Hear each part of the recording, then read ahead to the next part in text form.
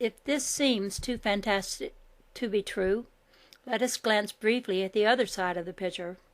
In certain parts of the world are to be found deposits of diamonds, rubies, emeralds, and other precious and semi-precious stones.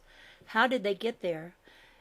At those points, adepts of the Christ forces once lived. They anchored the energy of light so firmly in the earth in order to spiritualize the soil and raise the vibrations that the ray energy became concretized into lovely gems.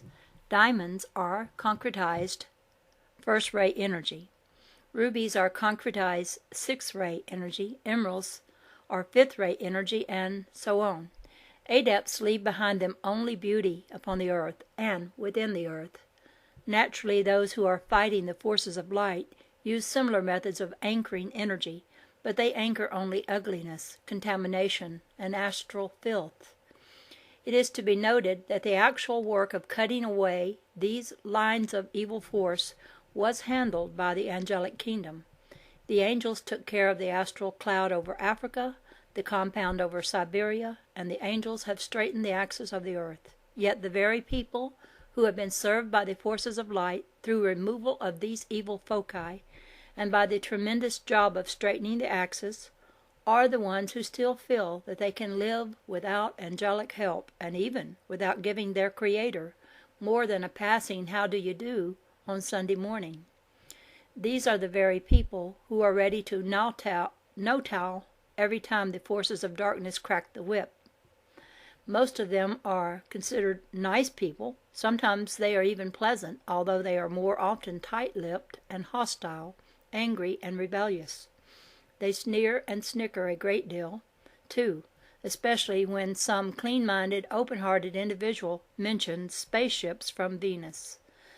Now that all black magicians have been removed from the earth, and the astral plane cleaned up, earthbound entities removed, the compound emptied of refugees from evolution, and the idle disembodied rounded up and sent to etheric training centers, the picture begins to look brighter for that portion of humanity devoted to serving the forces of light.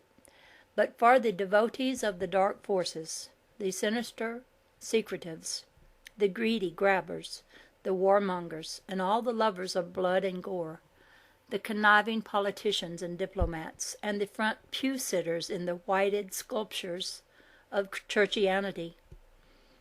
For all these, the picture could not look more gloomy. The forces of light are going to make sweeping changes on this planet within a very short time, and those who are not in accord with the forces of light are in for a very, very, very rough time.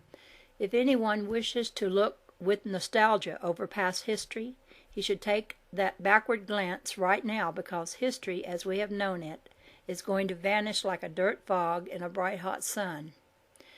It is a well-known fact that the silence group has been responsible for handling down directives to government officials, scientists, and church leaders, which have frightened their spineless authorities into keeping all spaceship information from the public. These officials have deliberately hoarded all revealing references to spaceships and space people from other planets. And I want to interject something, since this was written so long ago. Just recently, the Catholic priesthood has admitted the possibility of our space brothers here among us on Earth. And that's something. That's saying something. The hoarding has been directed by the Silence Group, composed of top-flight black disciples who are now leaderless. Therefore, the whole Silence Group is due to collapse, carrying their thousands of manipulated human tools into a state of confusion and possibly panic. The various governments have indicated that they could not give out any information on flying saucers because the knowledge would cause panic among the masses. If there is any panic, it will start not among the masses, but among those who have been imposing censorship on the press, on TV and radio in particular, and among those black disciples who have been acting through political, church, and money channels. There is certainly no doubt in the minds of any thinking person today about where censorship originates. Since the late 30s, We have constructed a whole new rubber-stamp language of gobbledygook, consisting of words such as secret, top secret, super duper top secret. Let no one think that the silence group has just got its second wind. It has been in active control for many, many centuries, long ago, ages, in the time of what we would call ancient civilizations. Spaceships kept our planet under strict surveillance. People frequently observed these spaceships, and many of the observations were recorded in the Bible. When Moses and the Israelites followed a cloud by day and a pillar of fire by night, they were following a spaceship. When the 3 wise men followed the Star of Bethany, they were following a natural spaceship or force field directed by the Christ.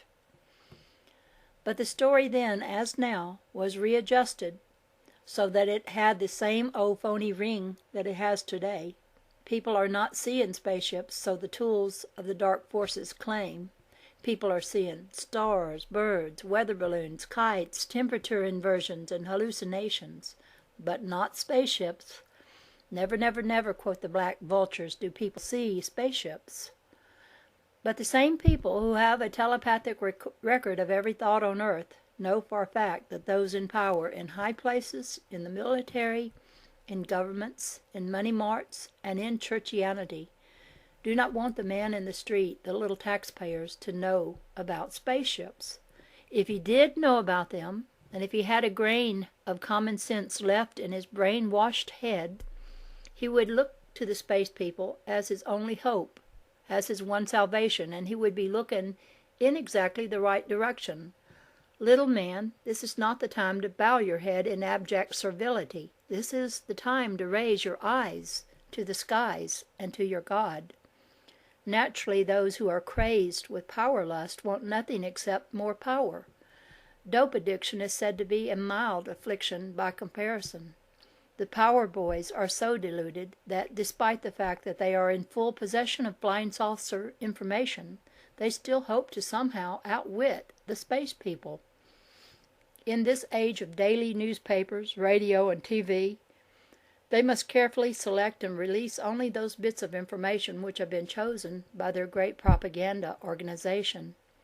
These bits may contain ridicule, big whopping lies, delusions, or any other type of calculated deceit, but never, never, never the least hint of the truth. And what if the newspapers and TV and radio stations refuse to go along with this imposed censorship? They will be taken care of in an approved economic gangster fashion through advertisers who serve as tools for the dark forces. But the big ball, the great big 19 million year shindig, is all about over now. It might even be well for the gray flannel boys along Madison Avenue to begin to look toward conserving their wardrobes. It is just possible that in the coming shuffle they might lose their last pair of pants. The next part of the book is the Otis T. Carr story. It was in November 1957, that same glad November decked with a sparkle and a twinkle and with long, tall nights stretching upward to the stars, when Otis T. Carr of Baltimore, Maryland, announced that free energy and spaceflight had been once again made available to the inhabitants of this planet. Carr, a disciple of Tesla, had come up with 2 new inventions. One is an electrical accumulator, and the other a gravity motor, both utilizing the power of the sun and other forces of nature found in free abundance in the atmosphere. They are strictly free energy devices which Carr claims may be used to power anything from a hearing aid to a spaceship. Although they are machines, just as surely as the Tesla anti-war machine is a mechanical device, yet they follow the principles of nature so closely as to be almost organic in function. Like other New Age mechanism, the Carr machines point the way to what may be expected from Ascended Master Saint Germain's scientific program for the Aquarian Age. The gap between organic and inorganic science is being closed rapidly, even in the minds of the laboratory experts who created the breach in the first place. The gap did not exist in actuality.